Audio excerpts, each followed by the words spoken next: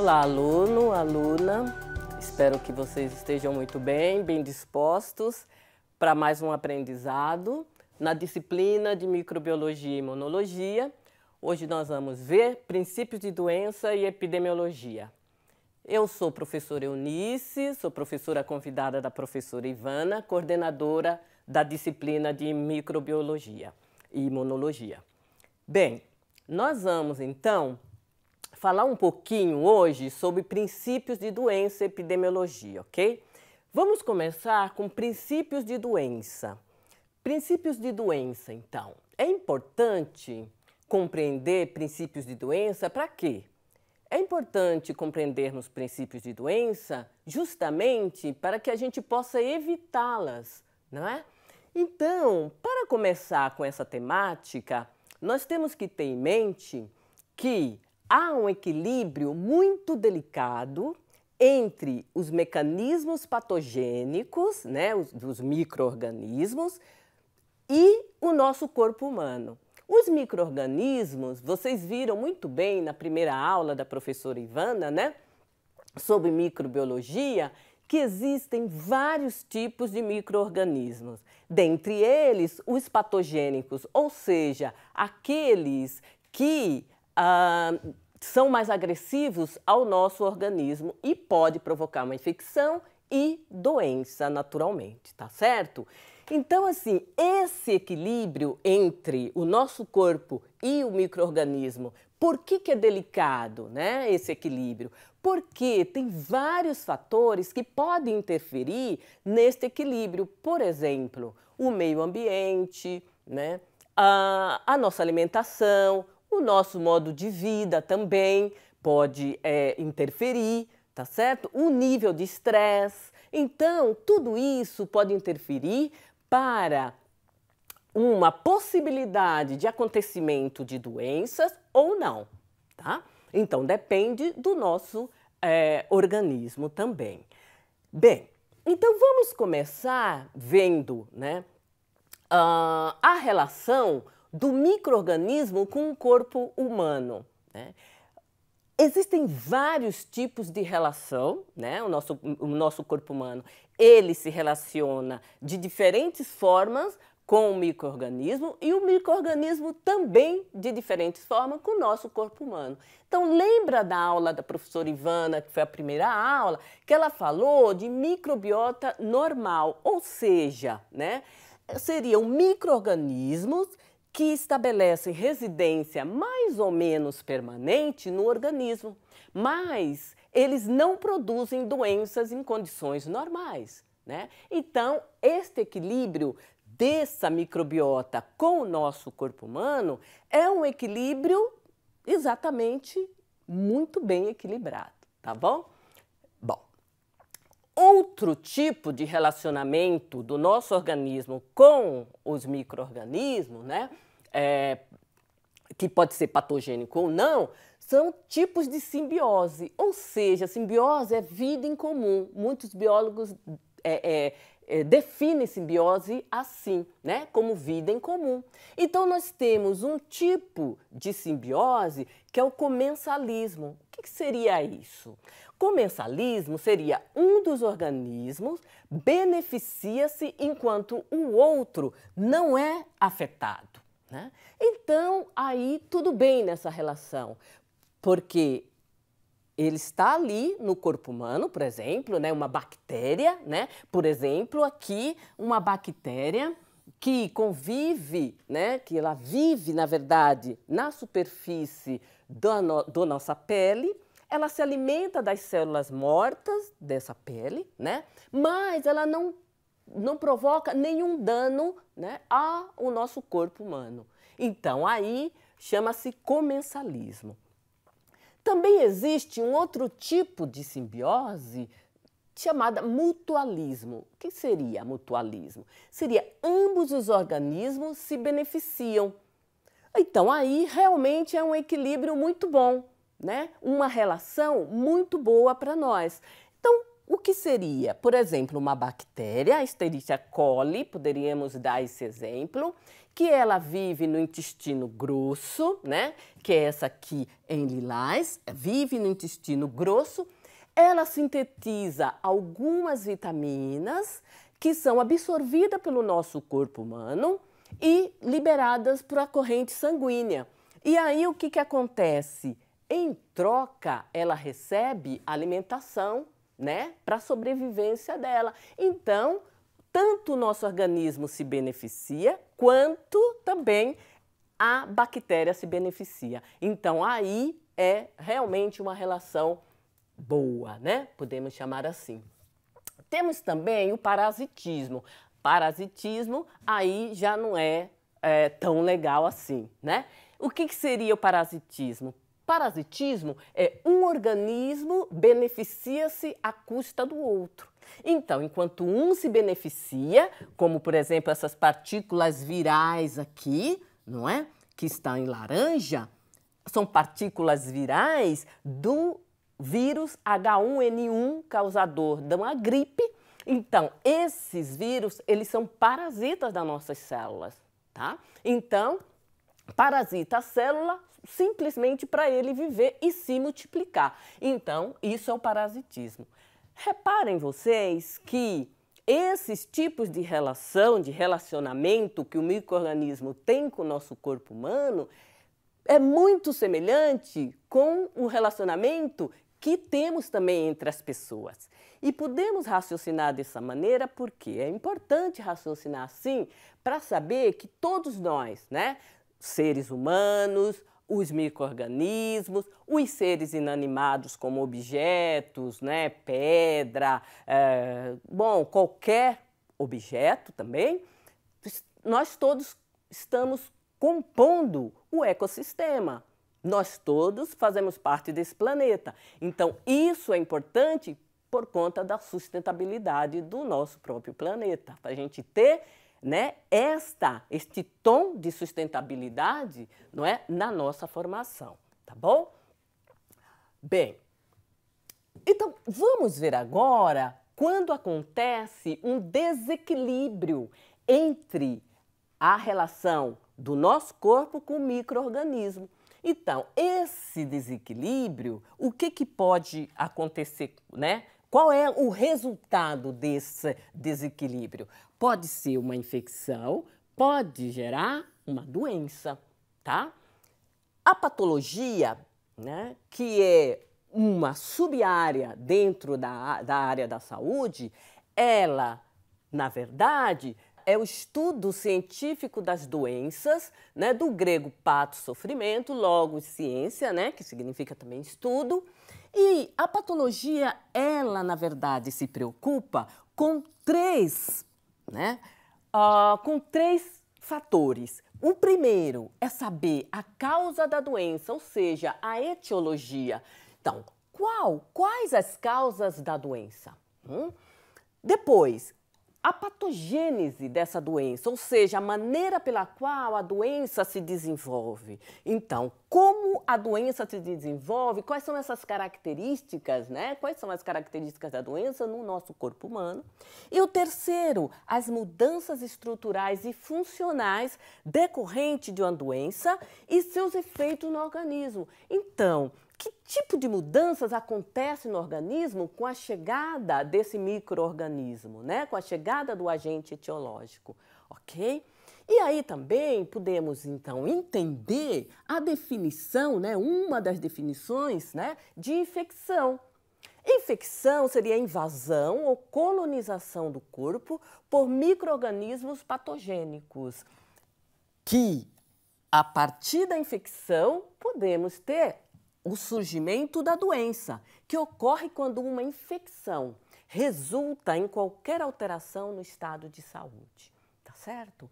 Então, agora que nós já temos mais ou menos, né, uma concepção, noção, né, do relacionamento do micro-organismo com o nosso corpo, nós já entendemos um pouco mais também sobre patologia, né? Sobre o que se preocupa a patologia, infecção e doença. Nós vamos, então, agora partir né, para uma compreensão dos modos de transmissão desse micro-organismo para o nosso corpo. Então, como é, né, que se dá o modo de transmissão de um organismo para o corpo humano? Vários modos de transmissão, né? Então, são vários tipos, né? Entendendo primeiro que a transmissão, na verdade, ela seria a transferência de um agente etiológico animado, de um reservatório ou fonte de infecção, para um novo hospedeiro susceptível. Então, a transmissão pode ocorrer de forma direta ou indireta. Então, vamos ver essas duas formas, né? A direta primeiro, né? Vamos tentar entender, e a indireta. Então, primeiramente, a transmissão direta, que é o contágio. Como é que ela acontece? Ela é a transferência rápida, né? Gravem, rápida, do agente etiológico sem a interferência de veículo. Bom, na transmissão direta imediata, né? Reparem que a transmissão direta, ela é subdividida, né? Ela tem dois tipos, na verdade. A que é a transmissão direta imediata. Então, nessa transmissão direta imediata, há um contato físico entre o reservatório ou fonte de infecção e o novo hospedeiro susceptível. Um exemplo, podemos dar assim, é o exemplo das doenças sexualmente transmissíveis, né? Então, é um contato físico entre o reservatório de forma rápida, tá? Uma transmissão direta, mas de forma imediata, como é que seria? Seria, né, sem contato físico. Então, não há contato físico entre o reservatório ou fonte de infecção e o novo hospedeiro. Então, como seria isso? Seria um exemplo muito comum, a gripe, né? A gripe, uma pessoa, por exemplo, tosse ou espirra e não põe a mão na boca, não põe um lenço, o que acontece? As gotículas que saem desse espirro, né, ou dessa tosse, voa, vai para o ar, né? E aí no ar ela se dissemina e uma outra pessoa que está por perto inspira, né? E aí esse vírus contamina a outra pessoa. Então, nesse tipo de transmissão, né, nós dizemos que é a transmissão direta imediata. Ok, né? Você vai poder entender melhor todo esse conteúdo, né? Fazendo aqui um parênteses, no material de apoio, né? Nós fizemos um material de apoio, dispomos para vocês um material de apoio que está muito rico, tá? O 2 é o tipo de transmissão indireta, que é a transferência do agente etiológico por meio de veículos animados ou inanimados. Animados, né? Anima, vamos entender que é vivo, né? Vem do latim, significa alma viva, né? E inanimado, portanto, então não alma, né? Não vivo, ok? Bem, essa transmissão indireta por veículo animado ou inanimado, como é que acontece? Ela transporta um agente etiológico, né, de um lugar ao outro, tá certo? Então, vamos entender um pouco melhor. A transmissão indireta por veículo animado é um vetor. Veículo animado pode ser um vetor, né? Um vetor pode ser um artrópode, que transfere um agente infeccioso do reservatório ou fonte de infecção para um hospedeiro suscetível. Esse hospedeiro suscetível pode ser o corpo humano, né? Nós humanos, pode ser também um macaco, por exemplo, no caso da febre amarela, também seria um hospedeiro susceptível, tá? Esse modo de transmissão indireta, ela pode ser por vetor biológico, tá certo? Então, vamos entender um pouco esse vetor biológico, né? Que significa assim, né? Vamos entender assim, olha, o vetor biológico seria um mosquito, né? Então, esse mosquito, ele é biológico porque ele é um vetor biológico porque ele permite no interior dele, no organismo dele, a reprodução do vírus, certo? Então, ele é um vetor biológico porque permite essa reprodução, né, de um outro agente dentro do organismo dele. Uma fase do desenvolvimento de determinado agente etiológico, né, ocorre aqui dentro. Então, erradicando-se o vetor biológico, que seria o mosquito, desaparece a doença que ele transmite. Dá para entender? Então, vamos dar um exemplo bem rápido, é só realmente um petisco, né? Depois o prato principal estará lá no material que nós estamos dispondo para vocês, da febre amarela. Então, como é que seria isso? Né? A febre amarela é uma doença que está aí, né? Bastante comum, né? No Brasil, em algumas regiões do território brasileiro. Então, seria assim, olha, esse mosquito aqui, ele permitiria, então, levar o vírus, né? Multiplicar, né, o vírus dentro do organismo dele, o vírus da febre amarela. Nós vamos ver daqui a pouquinho, um pouquinho mais só sobre febre amarela. Vamos só passar agora para a transmissão indireta, outro tipo dela, que seria, né, com vetor mecânico, tá certo? O vetor mecânico, qual é a diferença, né? O que ele é diferente do vetor biológico?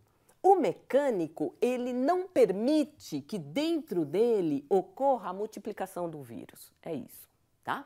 Então, enquanto o vetor biológico permite, né, que o vírus se multiplique no organismo, o biológico não, o mecânico não. Então, como é então que é transportado esse agente etiológico no vetor mecânico? Ele é transportado da seguinte maneira: existe uma fonte de infecção, né? Uma fonte de infecção. Esse vetor mecânico pousa na fonte de infecção, por exemplo, uma mosca, né? Então, com as patas, ela carrega o agente etiológico, né? Esse micro-organismo patogênico, e vai, por exemplo, e pousa numa fruta, por exemplo. E aí, então, ela contamina a fruta. Uma pessoa que não lava a fruta e come, então, se contamina, né? Então, o vetor mecânico, né, ele simplesmente serve de transporte do agente etiológico, né, sem, contudo, permitir que esse agente se desenvolva dentro dele, né? Então, uma vez exterminando esse vetor biológico, a fonte de infecção permanece, entendeu? Bom, vamos lá. Eu prometi, né, falar um pouquinho só da febre amarela aqui, então vamos ver um pouquinho só dessa febre amarela para complementar, né, só para complementar um pouco o nosso raciocínio desses vetores. Aqui nós temos, né, 2 ciclos de reprodução, né, do vírus da febre amarela. Tá certo? Então, nós temos o ciclo silvestre. Então, nesse ciclo silvestre, o responsável da reprodução do vírus da febre amarela é o mosquito Haemococcus. Esse mosquito, ele vive fundamentalmente na região de mata, na região silvestre, ok? Então, ele vive lá. Então, ele pica o macaco, que também vive na região de floresta, transmite o vírus para o macaco não resiste à febre amarela, o macaco morre. Acidentalmente, né, tem um ser humano que está na floresta também. Às vezes, existem até seres humanos que vivem nessa região de mata. Então, esse Haemococcus também pica o ser humano e aí desenvolve a doença também no ser humano. Se esse ser humano vier para o ciclo urbano, ou seja, para a região urbana, o que que acontece? Um Aedes aegypti, que é um outro artrópode, né? Que é o mesmo da dengue, pode picar esse ser humano que está contaminado com o vírus da febre amarela, ok? E aí o que que acontece? Esse Aedes vai se contaminar e passa a picar outras pessoas e aí espalha a febre amarela para outras pessoas. Então, o raciocínio é: o macaco e o ser humano, na verdade, são vítimas. Os dois são vítimas, ok? Mas este tema, essa temática, está muito rica lá no nosso material de apoio. Vai lá, né, para ver, tá? E vai estudar um pouco por lá.